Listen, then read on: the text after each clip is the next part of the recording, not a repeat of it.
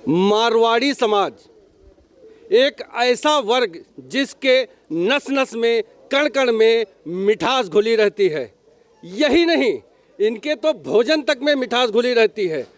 हर वर्ग का, हर तबका का, हर परिवार का व्यक्ति भगवान के भजन में भी मस्त रहता है। इनके पास एक साइलेंट वोट है जिसे आपको जानकारी नहीं होगी, लेकिन इसका खुलासा आज हम यहाँ पे करेंगे। क्यों करेंगे? क्योंकि आज तक इस समाज को हर पार्टी ने ठग के वोट हासिल किया है, लेकिन आज इस वर्ग ने खुद ही मान लिया है कि मेरे समाज का जो भला करेगा, जो आगे बढ़ाएगा, हम उसी के साथ में रहेंगे। कैसे माना जाए, इसको लेकर आज हम खुद ही मौके पर आए हुए हैं। यहाँ पर मारवाड़ी समाज के, जिसमें अग्रवाल सभा, वैश्य सभा और वैश्य समाज के लोग इसमें शामिल हैं।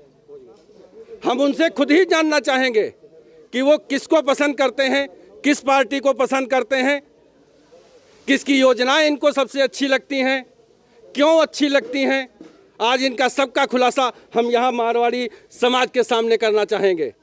यहाँ पर एक बात और हम आपको अच्छी तरीके से बताना चाहेंगे कि जो इनके पास साइलेंट वोट है वो किसी वर्ग के पास सबसे अधिक नहीं होता है, क्योंकि इस वर्ग में सबसे अधिक 90 बल्कि हम अगर कहें 95% व्यापारी वर्ग है तो कतई गलत नहीं होगा। ये व्यापारी वर्ग के पास 2 की संख्या में, 4 की संख्या में, 10 की संख्या में, 50 की संख्या में, 100 की संख्या में, बल्कि कोई कोई तो ऐसे व्यापारी होते हैं जिनके पास 500 और 1000 तक की संख्या में साइलेंट वोटर काम करता है। अच्छों को ये बात नहीं पता होगी, लेकिन आज हम इसका खुलासा यहाँ पे करेंगे। कैसे करेंगे, आइए देखते हैं, आइए पूछते हैं। सबसे पहले हम चलते हैं अग्रवाल सभा के उस महारथी के पास जो आज किसी परिचय का मोहताज नहीं है। सीतापुर में नंबर 1 पे है, फिल्म प्रोड्यूसर है। इन्होंने फिल्म का बीज जो बोया था आज बरगद बनकर लहरा रहा है। आइए हम उन्हीं के पास सीधे चलते हैं, श्री मुकेश अग्रवाल जी के पास। हम जानना चाहेंगे कि उनके पास जो वोट है, उनका जो समाज है, उसको कैसे लेकर आगे बढ़ेंगे, कैसे चलेंगे और किसको पसंद करते हैं, किसको वोट देंगे, किसकी योजनाएं उनको पसंद आती हैं। आइए अग्रवाल जी, आज तक आप किसको वोट देते आए हैं? आपके समाज को किसने सबसे अधिक पसंद किया है और आप किसको पसंद करते हैं? हम लोग के समाज ने सदैव धर्म को पसंद किया है। हम लोग धर्म को मानने वाले हैं और मारवाड़ी समाज सदैव धर्म को मानता आया है और भविष्य में भी धर्म को ही मानता रहेगा। तो अब आज के दिन किसी से भी छुपी नहीं है ये बात कि हम लोग किसको वोट देंगे। हम लोग किसी का भी नाम लेना उचित नहीं है इसके अंदर। हम लोग साइलेंट वोटर हैं और साइलेंट ही रहेंगे आजीवन। आपको सबसे अच्छी अभी तक आने वाली जितनी भी सरकारें हैं, हमारे देश को आज़ाद होने के बाद जो भी सरकारें हैं, उसमें सबसे अच्छी सरकार आपको किसको लगी? जो अभी तुरंत में चल रही है सरकार, वही सरकार सबसे अच्छी। योगी की सरकार में ऐसी कौन सी बात आपको अच्छी लगी कि आप वही अच्छे लग रहे हैं? राम मंदिर बना, जो हम लोग सुनते आ रहे थे कि राम मंदिर, राम जी हैं, राम जी हमारे देवता हैं, उनका मंदिर अयोध्या में है, वो अयोध्या में मंदिर बना, हम लोग के देखते देखते बना, तो हमारे लिए तो यही सबसे बड़ी बात है। आइए हम अग्रवाल सभा के एक और यहाँ पे पदाधिकारी मौजूद हैं, आकाश जी। मैं उनसे जानना चाहूँगा कि वो इस संबंध में क्या कहते हैं, इनको कौन सी सरकार, हालांकि वो खुद भाजपा के ही एक पदाधिकारी हैं, लेकिन मैं उनसे फिर भी जानना चाहूँगा कि वो क्या कहते हैं अपने समाज के लिए। यहाँ पर हम बात बता दें आपको, मैं यहाँ पर अग्रवाल समाज की, मारवाड़ी समाज की बात कर रहा हूँ, ना कि किसी पार्टी की। बताएं अग्रवाल जी। अग्रवाल समाज हमेशा से धर्म भीरू रहा है। महाराजा अग्रसेन जी का एक ही टेक रुपया और उसके बाद भामा शाह का महाराणा प्रताप जी को रण के लिए अपना सर्वत्र दान करने जैसा काम किया है। हम उन्हीं के वंशज हैं, उन्हीं की प्रेरणा से काम करते हैं। आज पौशाला, गौशाला, धर्मशाला कोई भी जगह होगी, वहाँ अग्रवाल समाज का, व्यापारी समाज का ही पैसा लगा हुआ होगा और उसी से जनता को लाभ मिलता है। अगर गौशाला की आप बात कर रहे हैं तो यहाँ पे इस समय बहुत ही तेज़ी से पशुओं जो है हमारे खेतों में चरते हुए मिलेंगे। अगर आप गौशाला की बात करते हैं और इस पार्टी की बात करते हैं, अगर भाजपा की बात करते हैं, तो गौशालाओं में सड़कों पर जानवर टहल रहे हैं, खेतों में जानवर टहल रहे हैं, किसान परेशान हैं इन जानवरों को लेकर। इस संबंध में आपकी सरकार ने क्या किया? देखिए, सरकार ने ब्लॉक स्तर पर गौशालाओं का निर्माण शुरू कर दिया है। जब हमारी सरकार ने घोषणा पत्र दिया था तो गाय को 24 घंटे के अंदर कटने से बचाने का दिया था।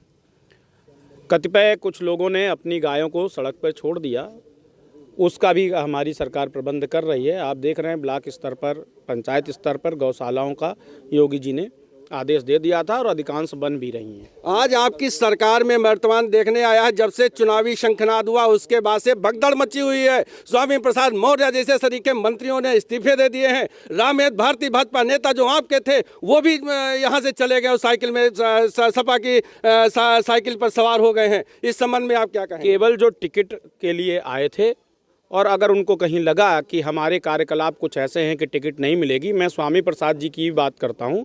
उनकी बेटी आज भी भारतीय जनता पार्टी की सिंबल पर सांसद हैं। उन्होंने अपनी बेटी को नहीं वापस बुलाया। वो जानती हैं बेटियां अगर सुरक्षित हैं तो भारतीय जनता पार्टी में वो खुद गए, मगर बेटी को आज भी भारतीय जनता पार्टी। यहाँ पर हमारे यहाँ पे एक वैश्य समाज के बहुत ही अच्छे लीडर मौजूद हैं वर्तमान समय में। आइए मैं उनसे जानना चाहता हूँ वैश्य समाज को लेकर कि वो उनका वैश्य समाज किसको पसंद करता है, किस पार्टी को पसंद करता है और किस नेता को, किस लीडर को पसंद करता है। वैश्य समाज शुरुआत से ही, जो व्यापारी समाज है, शुरुआत से ही भारतीय जनता पार्टी को ही पसंद करता है और उसी को ही अपना आदर्श मानता है। ऐसा क्यों? भारतीय जनता पार्टी में ऐसा क्या है कि अन्य किसी पार्टी ने वैश्य समाज को नहीं समझा? क्या ऐसा भी कुछ है? क्योंकि उसी में ही व्यापारी की सुरक्षा है। बाकी जितनी सरकारें हैं, गुंडा राज, वसूली, व्यापारी जानता है उसका जो हित है वो इसी सरकार में ही सुरक्षित है। हमेशा से ही, शुरुआत से ही जो वैश्य और व्यापारी समाज है हमेशा से ही भाजपा के साथ रहा है और रहेगा।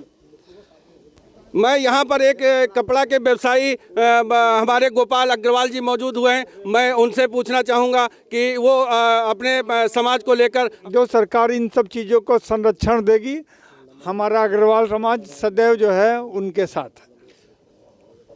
हम माना जाए कि जिस तरीके से आपने बोला है तो धर्म के मामले में लोगों का यहाँ तक अभी तक अपना जो विचार आया है वो यही आया है कि योगी जी को या भाजपा को कह लें वो सबसे ज़्यादा मानने वाले लोग हैं।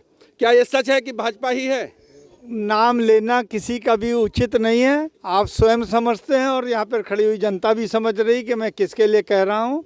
किसी का भी नाम लेना उचित नहीं है। आप स्वयं समझदार हैं। आज अगर मैं ये कहूँ कि मैं राष्ट्रवादी हूँ, राष्ट्रवाद पे वोट दूंगा, तो पूरी जनता हिंदुस्तान की अपने आप समझ जाती है कि राष्ट्रवाद पे मैं किसको वोट दूंगा। किसी भी पार्टी का नाम लेने की आवश्यकता नहीं होती है। सीधा सा अर्थ है, गोपाल जी ने जो कहा है उसका सीधा सा अर्थ है कि ये सीधी सी बात बोलना चाहते हैं कि ये वोट भाजपा को ही देंगे। भारतीय जनता पार्टी अब हम यहाँ से आगे बढ़ते हैं। हमारे और एक भैया, हमारे मिंटू भैया जो हैं, युवा नेता हैं, युवा व्यापारी हैं, थोड़ा युवा हैं, जोशीले हैं। इनके कई बार अचानक फेसबुक पे, सोशल मीडिया पे इनके जोशीले वीडियो देखने में आते हैं। यहाँ तक कि ये प्रशासन से भी भिड़ जाता है। मैं आपको यहाँ पे बता दूं, कभी कभी ये प्रशासन से भिड़ने में हिचक नहीं लेते हैं। कारण क्योंकि जो इनमें जोश है, जो गलत है वो गलत कहते हैं और जो सही है उसको सही कहते हैं। मिंटू भैया बताएं, आपको कौन सी सरकार अच्छी लग रही है, उसके कौन से कार्य आपको अच्छे लग रहे हैं? मैं खुले से कहता हूँ, भारतीय जनता पार्टी ने बनियों को जो सम्मान और सुरक्षा दी है, अगर बनिया इसके बाद भी किसी और पार्टी को वोट करे तो ये भाजपा के साथ विश्वासघात होगा। सबसे ज़्यादा हमारे समाज के लोगों को टिकट दिए, चुनाव लड़ाया, मंत्री बनाया, और सबसे बड़ी बात जो हमारे छोटे तबके का व्यापारी है, जो डाउन लाइन पे भी है, वो आज सुरक्षित है। उसको किसी को शराब जो पी के आया 200 रुपये उधार नहीं दे रहे हैं, 50 में रंगदारी नहीं दे रहे हैं। ये माहौल सिर्फ और सिर्फ भारतीय जनता पार्टी ने दिया। मिंटू जी का कहना है कि रंगदारी खत्म हुई, लेकिन मैं इनसे पूछना चाहूंगा कि जो महंगाई आई है उस पर क्या बोलेंगे? महंगाई विकास का धुरी है। अगर विकास होगा तो महंगाई आएगी। जब महंगाई में आप बोल रहे हैं सर, तेल जो है वो निर्यात कहाँ से किया जाता है, आप बताइए। आपका नाम? मेरा नाम सुरेश शर्मा है। सुरेश शर्मा जी कुछ कहना चाहते हैं। सुरेश शर्मा जी, महंगाई कहाँ से स्टार्ट हुई आप बताइए हमको। जी जी जी, उधर बोलिए। आप तेल खरीदते हैं तो तेल जो 200 रुपये पार है, क्या हमें पता है कि जितना हम तेल खरीदते हैं वो हम जो निर्यात करते हैं वो मलेशिया से निर्यात करते हैं? ये आपको भी पता है, सबको पता है, ठीक है ना। उसी की वजह से हमारे यहाँ जो गवर्नमेंट है, जो देश में है, वो हमारे यहाँ मंदी आई है। क्यों आई है? क्योंकि जो हम लोग जो निर्यात करते थे वो हम दूसरे देशों का इतना तेल हम उत्पादन नहीं कर पाते हैं। अब जो दूसरा केस हुआ कि मतलब जैसे कि पाकिस्तान है, जो हमारा विपक्षी है, जो हमारा विरोधी है, ठीक है ना, तो मतलब हम जब उस चीज़ को मतलब जब निर्यात करते हैं तो जो वहाँ से है तो उसमें ये सिस्टम होता है कि मतलब जब निर्यात करते हैं तो जितना निर्यात करेंगे तो वहाँ से हमको सस्ता तेल मिलता है। अब वहाँ से हमने एक कैपेसिटी जो मतलब एक सिस्टमिक ढंग से मतलब कहना चाहेंगे कि तेल महंगा है या सस्ता है? मेरे ख्याल से अगर बात की जाए तो जब हम 200 निर्यात करते थे, वहाँ से निर्यात खत्म हुआ, तो मैं ये तेल सस्ता की बात नहीं करूँगा, तेल महंगा है मानते हैं, लेकिन उसके पीछे का कारण है वो जनता नहीं जान पा रही है। आइए मैं जानता हूँ, मैं बात करना चाहूँगा। हमारे अभी एक युवा हैं और ये मुंबई जैसे शहर में बहुत ही धमाल मचा के आए हुए हैं, और मैं इनसे जानना चाहूँगा कि ये किस सरकार को पसंद करते हैं और कौन सी सरकार जो है इनके लिए अच्छा हित कर काम कर रही युवाओं के लिए। देखिए, अब सरकार को पसंद करना या ना करना ये एक खिलाड़ी के लिए बड़ा मुश्किल है। इसलिए मैं तो खिलाड़ी हूँ, व्यापारी समाज से भी जुड़ा हुआ हूँ। अंतोगत्ता देखना यही है कि किस समाज में हैं हम और कौन हमारे खेल को, हमारे व्यापार को सपोर्ट करता है, हम लोग उन्हीं के साथ हैं। अभी तक अग्रवाल समाज के बीच में मैंने कई लोगों से बात की। अगर देखा जाए तो इसका समस्त एक ही बात अभी तक निकल के आई है कि यह लोग भाजपा की सरकार को पसंद कर रहे हैं, योगी जी की सरकार को पसंद कर रहे हैं। सरकार आए ना आए ये एक अलग की बात है। जिस तरीके से भगदड़ मची हुई है उसका एक अलग ही रूप देखने को मिल रहा है, लेकिन वो क्या होता है, किसका ऊँट किस करवट बैठता है, ये आने वाला 10 मार्च को ही पता चलेगा। सीतापुर दैनिक भास्कर से नमन अवस्थी के साथ में हरिओम अवस्थी की ये खास रिपोर्ट।